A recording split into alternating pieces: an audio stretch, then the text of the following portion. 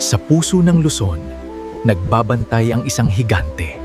Tahimik, marangal, ang Sierra Madre. Dito humihinga ang hangin.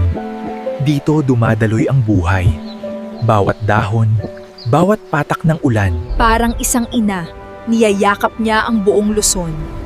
Tahimik niyang pinoprotektahan ang milyon-milyong Pilipino. Aalala ng biyayang matagal nang ibinibigay ng kalikasan.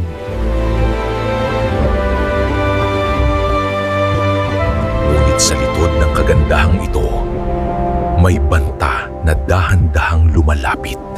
Isang puwersang sisira sa tahimik na mundong matagal nang pinaglalaban ng kalikasan.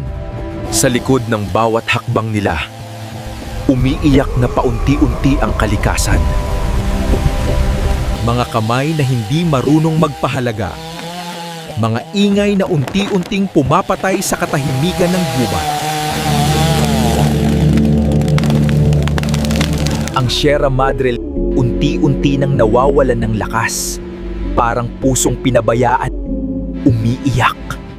Ang dating lunti ang kabundukan, ngayon hubad at sugatan.